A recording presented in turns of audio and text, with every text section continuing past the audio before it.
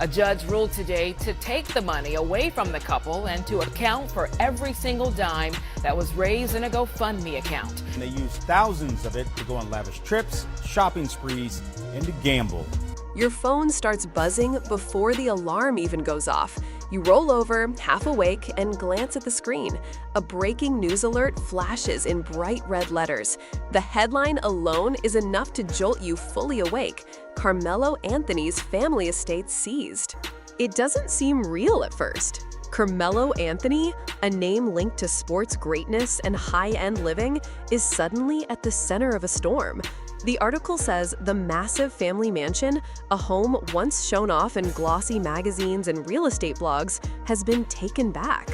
But this isn't a foreclosure because someone missed a few payments.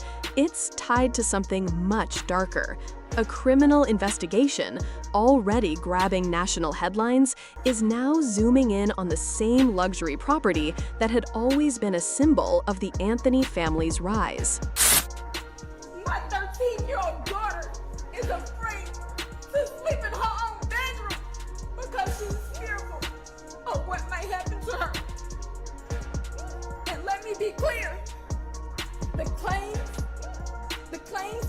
that were used about the public donation to buy a home or anything else are completely false. The reason? A chain reaction set off by the indictment of Carmelo's parents for first-degree murder. Only a few years ago, these were the same parents praised for raising a future superstar. Now their names are etched into court documents on the wrong side of the law. Neighbors wake up to news vans circling their streets. Helicopters hover low over the gated property, their blades slicing through the morning quiet. The mansion's grand, stone-lined driveway, usually silent except for the purr of exotic cars, is now crowded with unfamiliar vehicles. A moving truck sits idling just past the hedges. On the front gate, a glaring, red-tagged notice is plastered for the world to see. It's not police tape this time. It's a repossession order. What was once a sanctuary for the family is now official bank property. The estate, worth nearly $25 million, was still under a mortgage. I wonder now if that will ever happen because of what he allegedly did next on April 2nd. That day, Carmelo Anthony and Austin Metcalf got into a confrontation under the tent. According to witnesses, Metcalf told Anthony to leave the team's tent, and at that point, Anthony allegedly reached into his backpack and said something along the lines of "make me." Here's what Austin's twin brother told WFAA-TV. Investigators claim that after Carmelo's parents were jailed, they missed multiple payments. Their accounts were frozen as part of the federal case, cutting off the financial lifeline to the home. The bank wasted no time. Within days of the missed payments, court filings were submitted, orders signed, and movers dispatched. Some people believe the bank had no choice. Others see it differently, as a calculated public humiliation, a message to anyone watching. But who exactly was that message for? One neighbor says they saw a single white sedan pull out of the garage just hours before the repo team arrived. The house's lights were off, curtains drawn. Whoever was inside the car remains unknown. Was it Carmelo? A family member? Someone sent to grab valuables before the locks were changed? And then there's the bigger question spreading online. Was the house ever truly theirs? Or had it always been built on borrowed time? If your family's entire legacy collapsed overnight, how would you react? Would you fight, flee, or go silent? Clips begin appearing online, filmed from across the street. Grainy phone footage shows uniformed officials walking up the marble steps, their boots echoing in the early light. There are no flashing lights, no shouting, no chaos. Just a locksmith drilling into the front door while a repossession officer checks his clipboard. Some say it looked less like a foreclosure and more like a surgical strike, a quiet dismantling of a powerful image. Rumors swirl. Some sources claim investigators inside are going through boxes of financial records left in the home office. Others say movers are carefully packing luxury goods that might be seized under asset forfeiture laws. For the neighbors, it's surreal. One woman tells a local reporter, "Just last Christmas, this house was glowing with lights. Cars lined the driveway and people were laughing inside. Now, just the sound of footsteps and cameras clicking." Online detectives dig through property records and discover that the house was purchased under a family trust. That might sound safe, but leaked bank documents show the mortgage payments came from accounts that federal investigators have flagged for suspicious activity. Accounts tied directly to the same murder investigation. This raises a chilling thought.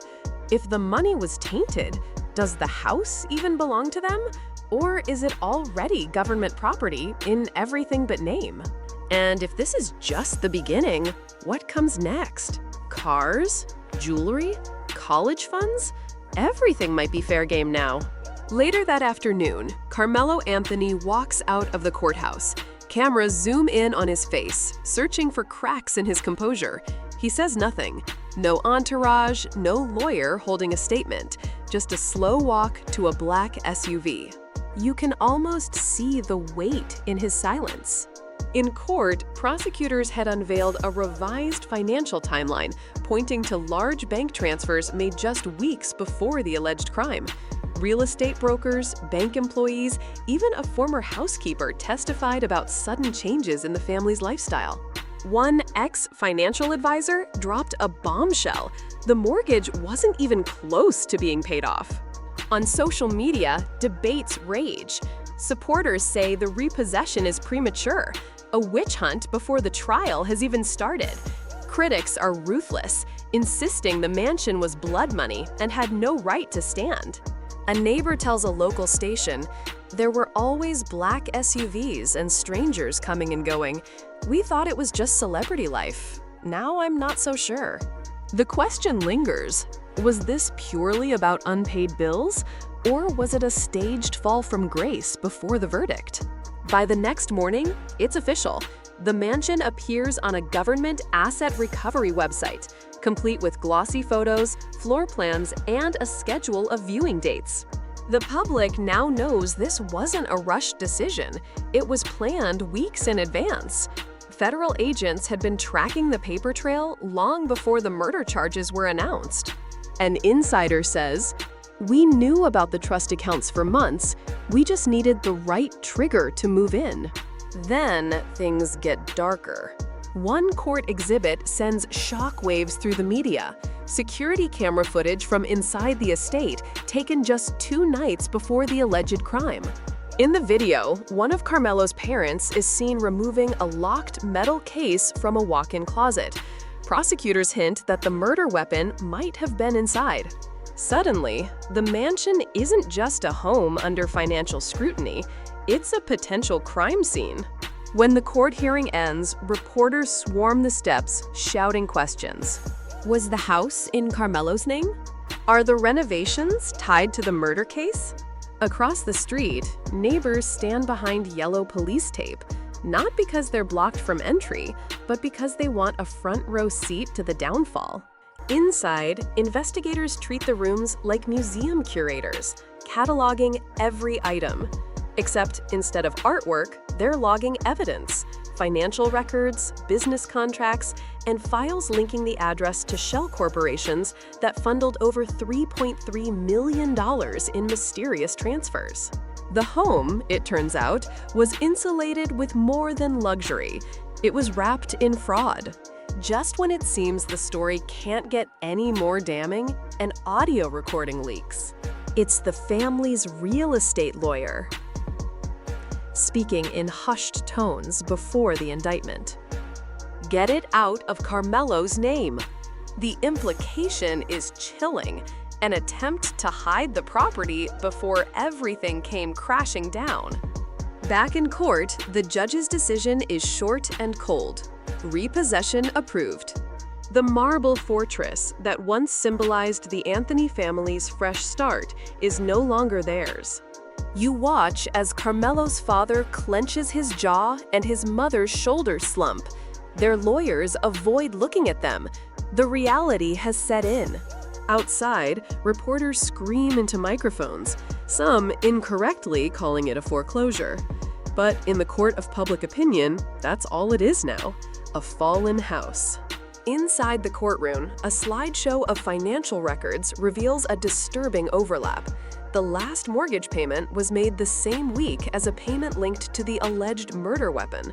Prosecutors don't list it as formal evidence, but the suggestion is clear. That afternoon, the gates swing open. Government tire tracks carve through the once perfect lawn. Neighbors peek from their driveways, whispering, "Happened so fast. Should've seen it coming." Moving trucks back in, plain white and unmarked. Workers in generic uniforms carry out couches, TVs, and framed family photos. One sets a dusty portrait of the Anthony family face down in the truck bed. Whether by accident or design, it feels like a metaphor. Across the street, protesters gather with signs, "No mansion for murderers" and "Justice for Meta." Phones come out, videos go viral. A neighbor leans toward you and mutters, "You think they'll take anything else?" The thought is unsettling. Could more properties, bank accounts, even inheritance funds be seized if more evidence surfaces? As the sun sets, the last moving truck slams its door shut. A single light flickers on in an upstairs window, even though the house is supposed to be empty. Is it a worker finishing up? Carmelo returning in secret? Or just a reminder that not all shadows disappear when the headlines fade? The lawn is trampled, the driveway bare. A news van rolls by, barely slowing down. There's nothing left to capture. Online, the comments pour in. Legacy gone. Family destroyed. House lost. A black SUV pulls up, and a man in a dark suit steps out, holding a tablet. He stares at the mansion like he's seen 100 others fall the same way. And you're left with one question, the same one hanging over every case like this. Does justice mean erasing everything from the past? Or does it end once the guilty are behind bars? If it were your childhood home, would you want it taken away for good?